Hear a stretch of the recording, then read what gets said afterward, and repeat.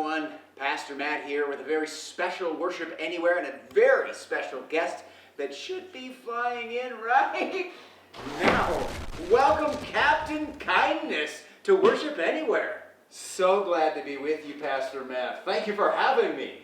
Hey, listen, I would love to tell you and the Surprise community about Vision 2024, especially the aspect that we're calling the Kindness Initiative. You know, folks, I always say, when it comes to kindness, when you run out of kindness, what do? The same thing you do when you run out of toilet paper and sauerkraut. You make more. And that's what we're doing with kindness. You know, people often ask me, why do superheroes wear such tight and constrictive clothing? And the answer to that, Pastor Matt, is, I don't know. But I do know that because of the Kindness Initiative, the Bismarck community is going to be tightly wrapped in kindness. Specifically, here's what we're thinking. Imagine with me, Pastor Matt, just imagine every elementary school within the Bismarck area has a kindness club.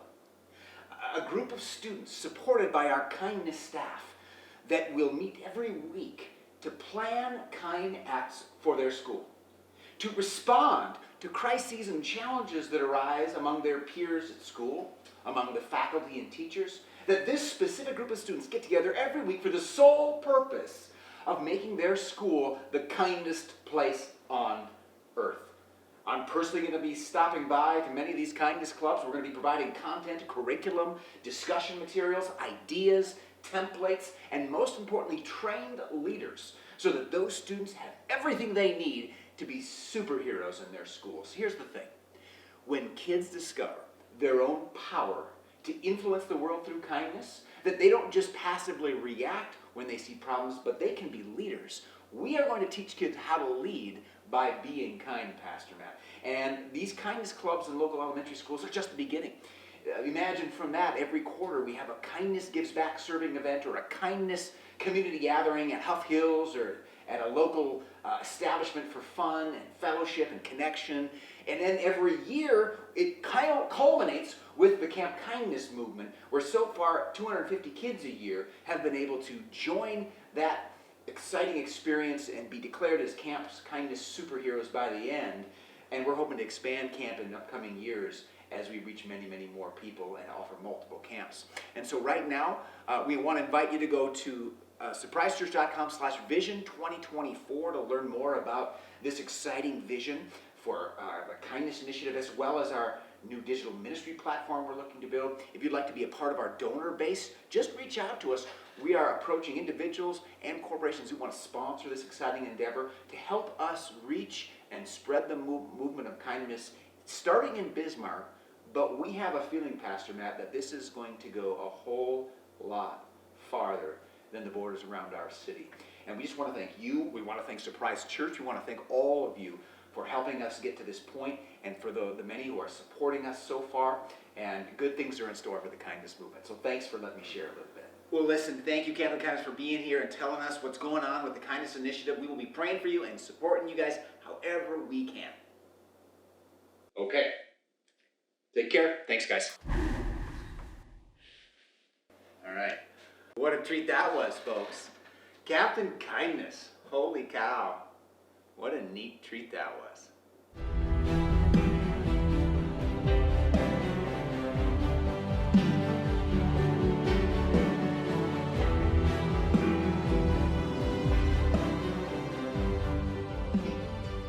Well, that was sure a fun way to start our Worship Anywhere broadcast today. Thanks again for joining us. I'm Pastor Matt, and thanks for your prayerful support of our Vision 2024 Kindness Initiative. It's going to be an exciting new chapter as we do new things at Surprise to bless our community, and we expect that that's going to expand even beyond our community. So we're in a series right now called Meet the Author. As we dive into that, you can follow the text prompts below to get involved, to donate to the amazing things that God's doing at Surprise, and also so that we can provide these sorts of videos for those folks who are watching locally and around the world. And thanks for your support and your involvement. Text us if you'd like to be a part of a group, or if you'd like to just connect with us in one way or another. Love to follow up with you and build that connection. Last week, as we were working through our Meet the Author series, we talked about how our stories, even though they have a beginning, middle, and an end, they look more like this than a straight line. or like a mountaintop that you climb, and then everything is also is a free ride after that. There's often what we call the cyclical progression, where you have a beginning and a rebirth experience, but sometimes you find yourself back at the beginning, and sometimes you feel like you're making a difference, and things are fitting together, and sometimes they don't, and there's this spiral back and forth between struggle and success, and joy and pain, and victory and failure. And so we just are fully aware that life doesn't work like a linear progression. It's cyclical. And like that fits most of our stories, that this is how it tends to work for all of us. And as we said, Jesus expects this. Jesus told his disciples before they believed it, he told them they'd fail, they'd falter, they'd struggle with this whole life journey. And they didn't believe him. They disagreed with him, which means that God expects us to fail more than we do. And that's a good thing, because it's impossible to disappoint God more than God expects us to do already. And he's factored forgiveness into the equation. That's why we go to the Bible, because the Bible is God's story of redemption. It's God stepping into that pattern, that cycle, and helping us move forward. And as we watch God do it in the lives of countless characters throughout the Bible, we better understand how he does it in our lives. Here's what that's called. That's called finding analogs. Now, many of you know the word analog from like an old TV or digital equipment. Analog is one way of thinking of something that's outdated. Not in this case. Analog literally means like the same word or a corresponding story. And when you're reading the Bible, you are able to find, if we listen, if we search for them, parallels to our own stories. The setting might be different. There's always going to be differences. But it's the parallels that we can learn so much from and benefit from. And when we see God working at a certain time in a certain way, we can better understand how he can work in our time and in our lives. So what we're going to do is, for the next couple of weeks, we're going to be working through the book of Exodus. The Exodus is the second book in the Bible, and it's a powerful story of God's first move to redeem an entire nation of people that he had chosen throughout the book of Genesis. Abraham was, in Genesis 12, is God's chosen person whose family and offspring, he said, will bless the whole world. I'm going to build a great nation from your offspring, and that nation is going to bless all the families on the earth. Well, as his kids and grandkids grew up, they had children and children, and you ended up with Joseph and all of his brothers moving their families to Egypt because at the end of Genesis, they found favor with the king of Egypt. It's a great story. And so they kind of moved the whole family down and start multiplying and prospering in Egypt. And they had a great relationship with the king because Joseph was like his second in command. He had won a very powerful role in Egypt. But time changed. And by the time the book of Exodus starts, we see that we're not in Kansas anymore. But oftentimes, if we think about parallels in our own world, you can feel really safe, you can feel really strong for a season, and then when a certain number of things change in your climate, you feel like you're a fish out of water, you feel like you're starting over, you feel like life doesn't make sense anymore. And that's what happened to Joseph's offspring. Watch what happens in Exodus chapter 1, verse 6. Now Joseph and all of his brothers and all that generation died. But the Israelites were exceedingly fruitful. They multiplied greatly, increased in numbers, and became so numerous that the land was filled with them. Then a new king, to whom Joseph meant nothing, came to power in Egypt. Look, he said to his people, the Israelites have become far too numerous for us. Come, we must deal shrewdly with them, or they will become even more numerous, and if war breaks out, we'll join our enemies, fight against us, and leave the country. So in the span of a single generation, after Joseph and his generation dies, the royal reign is passed to a new king who has none of the same affection for Joseph and that family. And instead of carrying forth with that national pastime and legacy, he starts thinking of them in racial terms. This is a common reality in historical culture where people are divided along racial lines. And the king decides everybody that belongs to that family, that race, is now our enemies because they're growing so numerous and they have a bond of the same race, the same family line, and they don't share our bloodlines. And so if we don't do something to subjugate them, if we don't erect power structures that allow us to control them, they're going to control us. It was a fear-based move to control a people group. And I wish it was the only time in history that ever happened. See, Joseph and his family had an in with the king until he died. And then everything changed. Do you see an analog there in your own life? Where you have at one point in your life relied on a leader that left that leadership role? Have you ever faced a huge loss or a shift because a new coach, a new teacher came, a new boss, or some new leader? And everything changed because you didn't have that same relationship, that same comfort zone. There's an analog, right? We can imagine better what that story was like because we've probably been in circumstances where you went from one grade to another and it just wasn't the same. One school to another, one boss to another, one job to another, one home to another. And things change and suddenly you don't feel at home anymore. You don't maybe even feel safe anymore. Sometimes you go to being mistreated. The story continues. So they put slave masters over them to oppress them with forced labor, and they built Pithom and Ramses as store cities for Pharaoh. But they built entire cities as an enslaved people.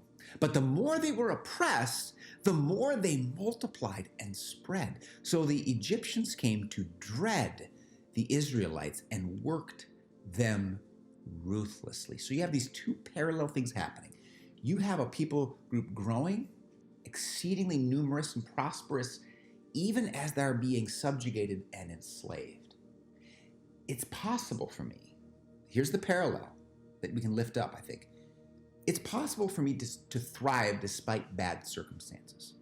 See, we often portray ourselves as victims of circumstances, where if the world doesn't structure itself in my favor, I can't thrive.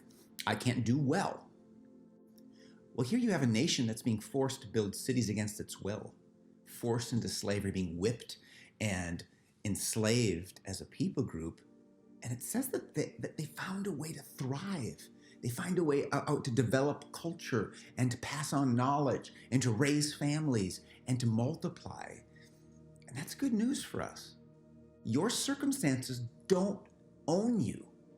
Your boss, any authority figure in your life, the government, no one but God owns you, and we have agency over our lives. We can thrive even in really hard situations with God's help. Grab a hold of that analog and say, that's for me too. I need that right now. Verse 15, the king of Egypt said to the Hebrew midwives, so now they're going to take another step to try to annihilate this people group. Work didn't do it, now murder, infanticide. The king of Egypt said to the Hebrew midwives, whose names were Shiphrah and Puah, when you are helping the Hebrew women during childbirth on the delivery stool, if you see that the baby is a boy, kill it. But if it is a girl, let her live. Have you ever been told to do something that you're not comfortable with? Have you ever been told to do something that you knew was wrong by an authority figure, or maybe just a peer, a friend, a family member? And you thought, I don't want to ruffle the feathers and trouble the waters here, but I know that's wrong. At least I think it is.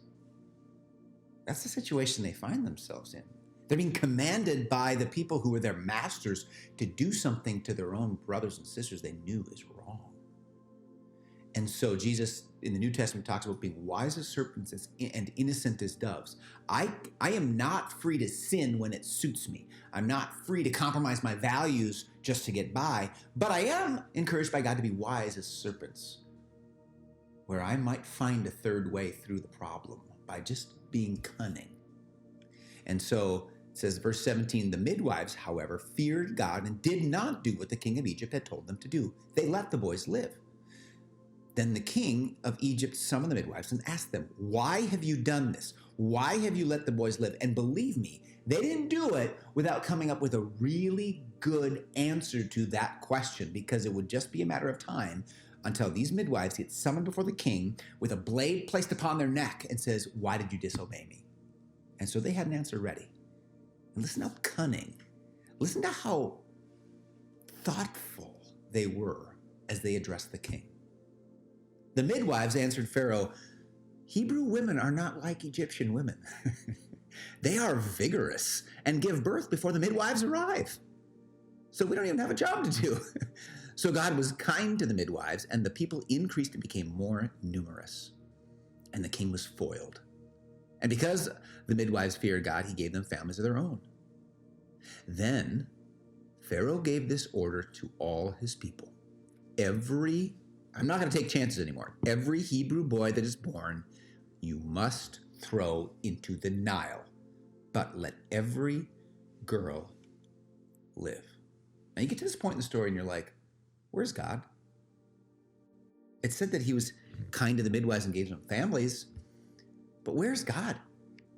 His own chosen people have been slaves for hundreds of years now. Where's God? And now the king, with absolute, you would think, power, has demanded that every baby get thrown into the river.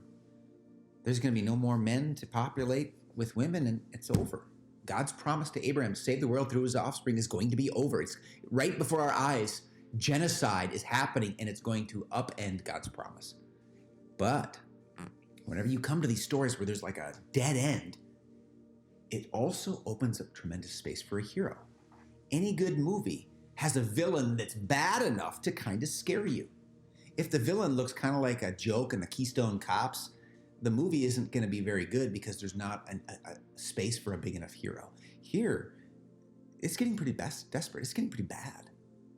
And so that moment, God doesn't seem to be in control here. God doesn't seem present. And what's going to happen? That now opens up space for a hero.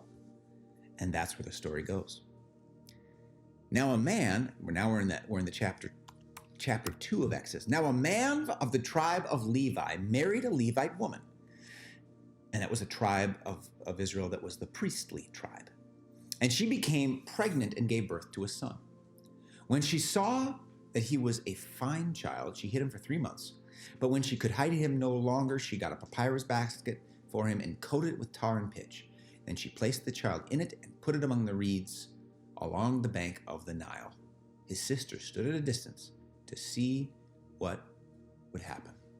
Now imagine being a parent and putting your kid in a basket, coating it with pitch so it would float, and putting him in a river with alligators, piranhas, and enemies who want all Hebrew babies dead. Have you ever felt that way as a parent, if you're watching? I remember bringing my daughter to a new school, kindergarten, for the first time, and taking her as far as I could. And getting to the edge of the playground and then just letting her walk with this giant backpack waddling behind her. And she disappeared into this sea of kids that could harm her, and I felt powerless. Have you ever felt forced to release your kids into dangerous waters and just trust God? Whether you're sending them to school, to college, whether you're letting them drive away in a car, whether you're trusting them to make good decisions going out with friends, whether they're doing a sleepover at a house where you're not sure how it's going to go. Sometimes we have to let our loved ones go and trust God in a world where things don't always work out perfectly. That must have been how it felt for this mom to put her baby in that river, hoping that it wouldn't get sucked too far downstream or not knowing what's going to happen. But God had a plan. Verse 5. Then Pharaoh's daughter, the king's daughter, went down to the Nile to bathe, and her attendants were walking along the riverbank. She saw the basket among the reeds and sent her female slave to get it. She opened it and saw the baby. He was crying, and she felt sorry for him. This is one of the Hebrew babies, she said. Then his sister asked Pharaoh's daughter, shall I go and get one of the Hebrew women to nurse the baby for you? Yes, go, she answered. So the girl went and got the baby's mother. Smart kid. Pharaoh's daughter said to her, take this baby and nurse him for me, and I will pay you. So the woman took the baby and nursed him. When the child grew older, she took him to Pharaoh's daughter, and he became her son. She named him Moses, saying, I have drawn him from out of the water. Such a powerful story where Moses' sister stands there watching her mom put this baby in the reeds, who later plays actually a significant role in the Exodus story. And then when the Pharaoh's daughter comes to pick it up, she runs down like, you want me to get a mom to help you raise it? And then they actually get Moses back safe and sound with the king's authority for a while. And then they bring him back to the castle or the king's palace to be raised in that household. But at least he's alive. And they give him the name Moses because that means drawn out in that language. Somehow, God worked it out. Somehow God worked it out. And the anagram, the parallel there, the analog is, will he do that with me? Could he do that with me? He's done that in the past when I didn't know what was going on. So God worked it out then. God worked it out in my life in different points. God, I want to trust you and help me trust you to work this out now. Not that I'm just going to be passive and waiting. Moses' family was not passive and waiting. They had a strategy, just like the midwives. They had a strategy. They had some plans. They were sly. They were cunning. But they also had to trust God to do the things they couldn't control. And that was most of it. And as the story unfolds, you wonder, could this kid be the hero? Could this baby, now respected and loved in the house of Pharaoh, be the hero? This Sunday at Surprise, we're going to be talking to Dave Wisham, our new worship leader at Surprise. And we're going to be hearing about how God in Christ became his hero after kind of being raised in a very conservative church, some strict rules, walking away from the faith for a number of years just because he didn't see an analog to the story of God in his own life, but now has found a place at Surprise to grow with he and his family and to take on a leadership role to actually empower other people to become worship leaders and to lead our church in worship. And that all happens when we see a parallel with our story and the story of God in Scripture. You must see that parallel to feel like you're a part of it. And so we've been helping you this series, Write Your Story. Next to this recording on our website, if you go to surprisechurch.com/worship-anywhere, you're going to see the My Faith Story template where you can download a front and back side template and start outlining your own faith story. This is the beginning side of your faith story, the setting characters, conflict, victories, and failures that led to your development and, most very importantly, paved the way for a hero. The things that you experienced that made you open to a hero. And the rebirth, the middle, on the top of the backside, the people, events, and discoveries that God used to transfer your faith from yourself and created things to Jesus Christ. How did it happen where I finally came to the end of myself and realized that I want to trust God, not me. I want to trust God, not stuff. What were those influences, those conversations, those events, those people? And finally, the end, the multiplication, which we talked more about last week. How membership in God's family is now changing your life and making a difference and building a church and filling the world with God's grace. This is, like we said, a cyclical progression. It moves and then it regresses and there's failures and joys along the way. But we want you to get better and better at understanding your own story within God's and telling it because it's incredibly powerful. We also hope this happens for you within one of our community groups because it's powerful when you get together consistently with the same group of people and get to know each other's stories and help each other write the next chapter. And so this last week, we just launched our new semester of community groups. If you're at a distance, we'd love to help connect you to a virtual group or a group that could start in your own living room, watching our messages and doing our questions together. Community groups simply connect with people, discuss Sunday sermons, and laugh often. And if you want to be involved, just text the word groups to that number. If you're in person on Sunday, you can certainly submit a handout, a list of groups that are available. But we'd love, wherever you are, local or at a distance, we would love to help surround you with a group of people that find analogs together in God's story and learn how to write their own. Because here's the deal. When you do that, when you walk together with others and learn how to fill the space in your stories with a true hero, to cheer each other on and writing the next chapter of your story with Jesus as your hero, you might just find it. You might just find that hero that you've been looking for all along. You might just recognize that your story ends well, and you might just help other people find that hero too for themselves. It's tough to do alone. In fact, I've always said there's no such thing as an individual Christian. There's only groups of believers gathered together, teaming up and walking together. So I hope that you'll take us up on that and let us support you in a community group. And if your community group is meeting this week, we always ask our groups to post a summary and a picture of their group on our private Facebook group, just so that we can encourage one another with what God is doing as we find analogs in our stories with the big story of God. So hope your discussion goes well. Check out the discussion guide that goes along with this message. And thanks for your membership in a family of faith that is looking forward to a lot of good days and a lot of changed lives. We love you. We'll see you next week.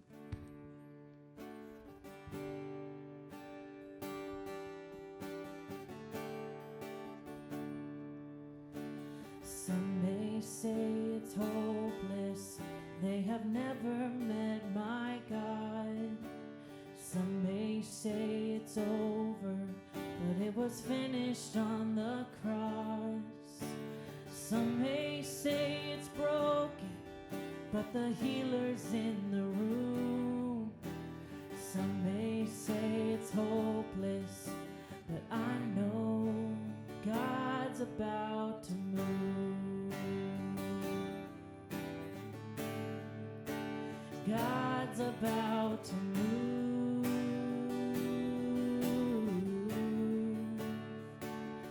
There's a miracle in the works. I can feel it. There's revival in the church. I believe it.